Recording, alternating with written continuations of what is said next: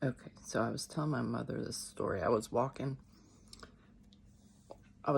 yesterday, walking around the neighborhood like I do, and I ran into a friend of mine and his dog. He had his dog locked in the backyard, but it's been snowing here, or it's been snowy here for the last several days, so people haven't been leaving their house much. Not that they did leave their house much anyway, but um, the reason currently is because there's snow on the ground. Um, so I went to go see the dog in the backyard, and the dog's losing its freaking mind, absolutely losing its mind.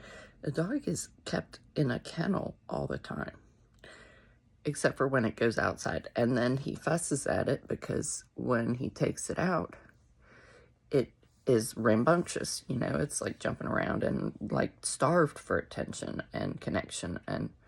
Um and so I was, petting the dog and trying to calm the dog, let the dog burn off some of its energy. And he's like fussing at the dog the whole time. So anyway, I came home and I told my mom. Well, I just told my mom about it just now, and she says, people don't, they don't see their animals like,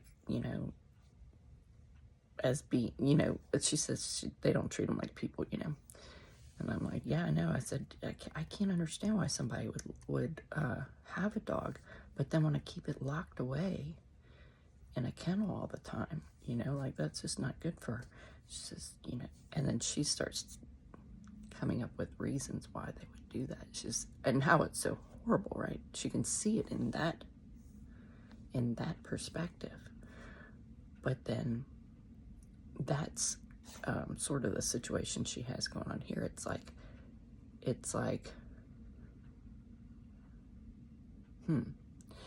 I don't know but this is an intergenerational pattern that I'm noticing.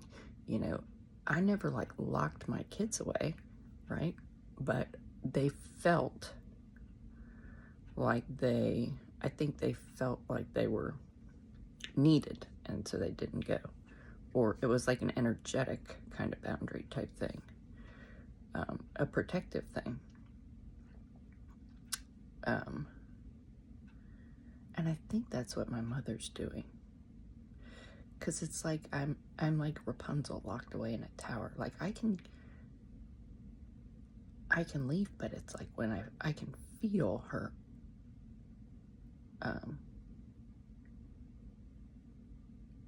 like getting frantic whenever I leave. So it's interesting. But anyway, working through intergenerational stuff. And it's like being able to hold compassion for it and seeing it in a different way. Not in a judgmental way, although maybe it sounds judgmental. It's, it triggers the feeling in me, and then I get curious, and I'm like, well, what is this about, Anyway, this is how I process intergenerational trauma and collective stuff, because what I was equating it to when I was sitting at the table eating my oatmeal was this is like domestic terrorism, because it's like you're held captive,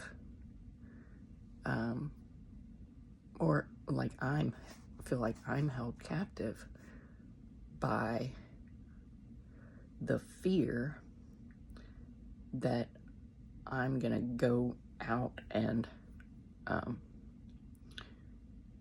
create some kind of chaos in something outside of me, and none of that is my responsibility, to be honest. Like I'm responsible for how I behave, but then like whether my parents respond to something or somebody else responds to something that I say or do, how they feel about it is not my responsibility. Because like I'm just doing what I'm a channel for the divine, so it's like, like I'm not supposed to be editing what my expression, right? Anywho, which I think is why, like, I'm not in politics or something like that, because, like, I feel like then you can't be your authentic self. You gotta be like, you know, but maybe you can. Anywho, I just wanted to share this. Yeah, this is how I do my ancestral and whatever. It's like everything in my reality, it's like, oh, that's, how is that a reflection of me? And how is that a reflection of the collective, like, dynamics? And, like, how it applies to different archetypal,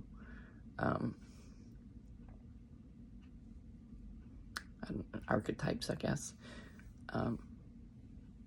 Anywho, happy Thursday.